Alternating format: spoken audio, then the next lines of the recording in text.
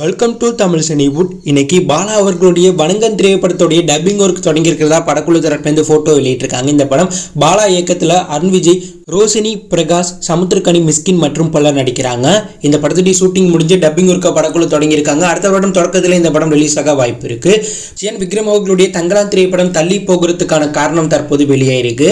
இந்த திரைப்படத்தை சர்வதேச திரைப்பட விழால டெலிகாஸ்ட் பண்ணி அவார்டு வாங்குற ஐடியாவில் படக்குழு இருக்காங்க. ஸோ ஏற்கனவே பார்த்தீங்கன்னா இந்தியாவில் பல சர்வதேச திரைப்பட விழா பார்த்தீங்கன்னா ஒவ்வொரு மாதம் நடக்கும். ஸோ அங்கெல்லாம் இந்த படத்தை டெலிகாஸ்ட் பண்ணி அவார்டு வாங்கிட்டு இந்த படத்தை ரிலீஸ் பண்ணலாம் அப்படிங்கிற ஐடியாவில் இருக்காங்களாம். ஸோ இதனால இந்த திரைப்படம் ஜனவரியிலிருந்து ஜூன் ஜூலைக்கு தள்ளி போக வாய்ப்பு இருக்கு. சிவகார்த்திகேயன் அவர்களுடைய அயலான் திரைப்படம் பொங்கல் ஸ்பெஷலாக ரிலீஸ் ஆக போகுது. அயலான் படத்துடைய இரண்டாவது சிங்கிள் அயலான் பாடலை வருகின்ற டிசம்பர் 20 படக்குழு ரிவீல் பண்ண போகிறதா அதிகாரப்பூர்வமாக சொல்லியிருக்காங்க. இந்த படம் அடுத்த வருடம் ஜனவரி 12 பொங்கல் ஸ்பெஷலாக மிகப்பெரிய எதிர்பார்ப்போட பேனிந்திய படமாக தியேட்டரில் ரிலீஸ் ஆக போகுது.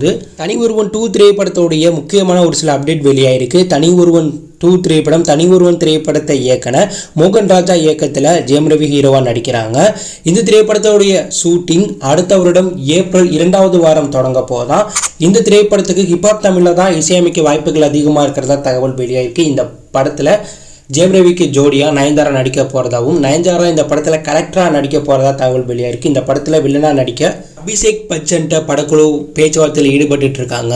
இந்த திரைப்படத்தை பிக்கஸ்ட் பேனிந்திய படமாக எடுக்கிற ஐடியாவில் படக்குழு இருக்கிறதா தகவல் வெளியாயிருக்கு. இன்னைக்கு நடிகர் பிரபாஸ் அவர்களுடைய சலார் திரைப்படத்துடைய மிரட்டலான ட்ரெய்லரை படக்குழு வெளியிட்டிருக்காங்க. ஏற்கனவே இந்த படத்துடைய ட்ரெய்லர் வெளியானாலும் இந்த படத்துடைய ரிலீஸ் ட்ரெய்லர்னு புதிய ட்ரெய்லரை வெளியிட்டிருக்காங்க. இந்த படம் பிரசால் நீல் இயக்கத்தில் பிரபாஸ், பிருத்திவிராஜ், சுருதிகாசன், ஜெகபதி பாபு மற்றும் பலர் நடிச்சிருக்காங்க. ரவி பசு இசையமைப்பில் வெளியாயிருக்கு. இந்த படம் டிசம்பர் 22 மிகப்பெரிய எதிர்பார்ப்போட பிக்கஸ்ட் பேனிந்திய படமாக ரிலீஸ் ஆக போகுது. ஸோ தற்போது வெளியான இந்த படத்துடைய ரிலீஸ் ட்ரெய்லர் பார்க்க வேற லெவலில் இருக்குது. கேஜிஎஃப் போலவே இந்த படமும் பல சம்பவங்கள் நிறைந்த ஒரு படமாக இருக்குது.